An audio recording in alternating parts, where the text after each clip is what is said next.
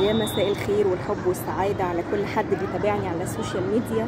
الفيديو دوت أنا طالعة أتكلم فيه مع كل أم وكل أب داخلين على مرحلة العودة للدراسة مرة تانية. كل سنة وأنتم طيبين، ولادكم بخير ومن نجاح لنجاح دايما، وربنا يعينكم طبعا على المسؤولية اللي أنتم داخلين عليها. ولكن عايزين نركز قوي في كل تصرف احنا بنعمله مع اولادنا في المرحله اللي هم داخلين عليها، لان ده يا جماعه بيسيب اثر يا بالسلبي يا بالايجابي على مستقبل اولادنا. فيعني احنا جايبين الاولاد للدنيا علشان خاطر نفرح بيهم ونستمتع بان هم زينه الحياه الدنيا، وعلشان هم كمان يفرحوا ويتمتعوا بنعمه ان هم عندهم ام واب مثاليين زيكم. علشان نوصل للحاجات دي اكيد مش بسهوله، زي ما قلت قبل كده في فيديوهات كتير قوي ليا، ان اي نجاح في اي شيء في الدنيا وراه مرحله تعب وكفاح ملهاش اول من اخر. وطبعا مش هيكون فيه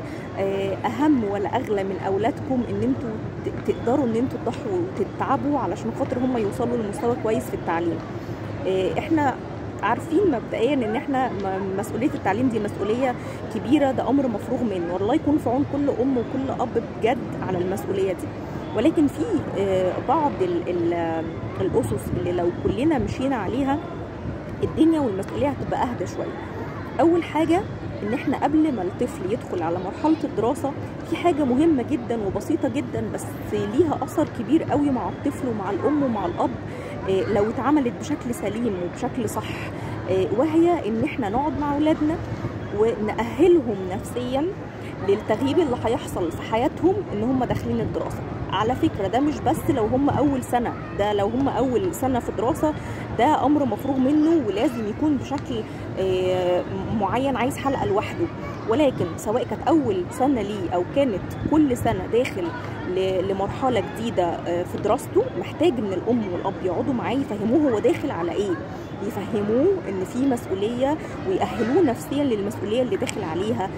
شويه كلام تشجيع يديله طاقه ايجابيه، حوافز بقى ان هو لو نجح وجاب الدرجات النهائيه في المواد كلها هنعمل ايه، خطه كده الام والاب يقعدوا مع بعض يحطوها علشان خاطر يعرفوا هيقولوا ايه لابنهم او بنتهم اللي داخلين على سنه دراسيه جديده، علشان خاطر يأهلوهم نفسيا لده.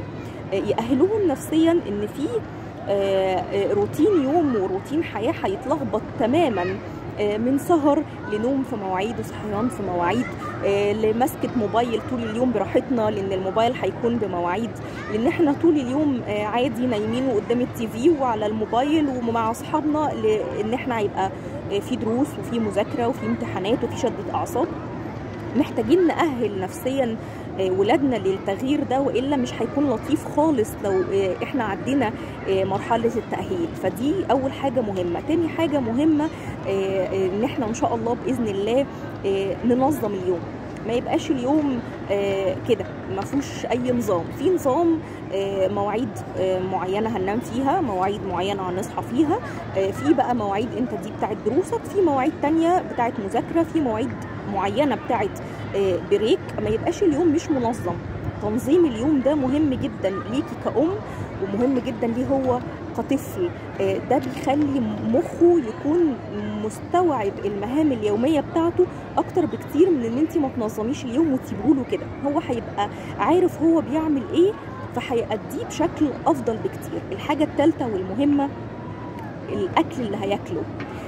الغذاء كل ما كان صحي وفاكهه وعصاير وحاجات صحيه للطفل، الغذاء الصحي بيكون ليه اثر كبير جدا على المخ وعلى طريقه استيعاب الطفل للدروس وللمهام الدراسيه بتاعته بشكل مش طبيعي يا جماعه.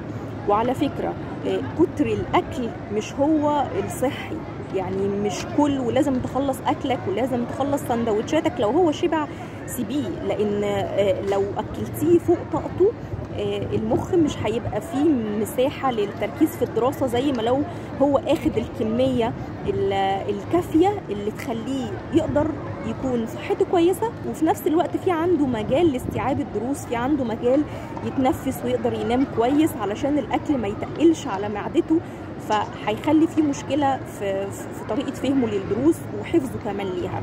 فلازم نفهم النقطه دي كويس قوي، ان الاكل كل ما كان صحي وبمواعيد برضه منتظمه وبشكل كويس ده هيساعدنا كتير قوي في استيعاب الطفل لدروسه. الحاجه الرابعه والمهمه جدا، سيبيه يختار جزء من المهام بتاعته. يعني حاولي ان انت تاخدي وتدي معاه في الكلام وتجيبيها بشكل استشاري.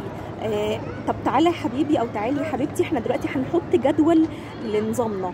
ايه الساعة اللي انت حابة تلعبي فيها وتاخدي فيها بريك من كذا لكذا يا مامي؟ هنكتب. ايه الوقت اللي انت حابب ان انت تذاكر فيه المادة دي؟ طب انت حابب تبدأ بأنه مادة في المذاكرة؟ ايه اكتر مادة انت بتحبها عايز تبدأ بيها؟ نخليه هو اللي يحط النظام بنفسه علشان يكون حبه، وعلشان نعوده ان في مسؤوليه عليه، مش كل المسؤوليه على الام والاب وان هم اللي بيعملوا كل حاجه في الحياه. لا، انت في عليك دور. وهنعوده على حاجه تانية، ان انت اللي اخترت فانت اللي هتلتزم بتطبيق اللي انت اخترته، مش انا اللي حاطه لك النظام اللي انت هتمشي عليه. انت اللي قلت او انت اللي قلتي، فانتوا اللي هتلتزموا بده. ده مهم جدا يا جماعه في الفتره بتاعه الدراسه، ان احنا نخليهم هم اللي يحطوا النظام اللي هم عايزينه.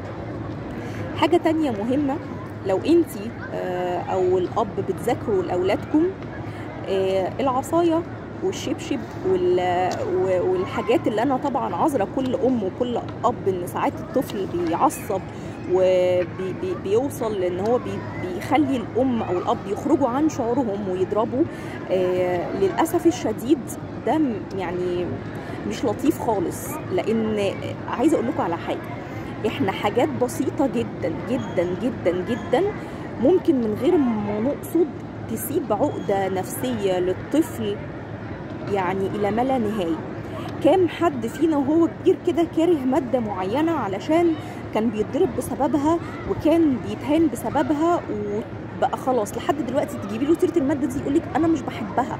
يا اما بسبب ميس او مستر احنا اجبرنا الاولاد ان هم يكملوا معاهم لمجرد ان احنا وجهه نظرنا ان هو ده شاطر، وهو في الاخر الطفل مش حبه، هو اللي بيروح مش احنا اللي بنروح. فلازم برضو نراعي حته ان المستر او الميس لو هم مش مرتاحين لهم يبقى ما نضغطش على الطفل ان هو يكمل معاهم، لا احنا نشوف بديل يريح ولادنا وفي نفس الوقت يحافظ على مستقبلهم. حاجة تانية مهمة جدا، ان احنا لازم نعمل مكافآت لولادنا. وقت ما هتخلص المهام الدراسية بتاعتك اللي انت حطيتها لنفسك، انت ليك المكافأة الفلانية. المكافأة دي بقى كل واحد يحطها على حسب ميزانية الشهر وعلى حسب مستواه المادي والاجتماعي، مش انا اللي هقدر احطها. بس الموضوع ده يا جماعة مهم جدا، وان شاء الله باذن الله لو عملنا بس في كام حاجة البسيطة دي الموضوع هيفرق معانا كتير. وان شاء الله باذن الله ربنا يفرحكم بولادكم، واشوفكم في فيديو جديد ان شاء الله باذن الله ونصايح للدراسه تاني. تحياتي للجميع مره.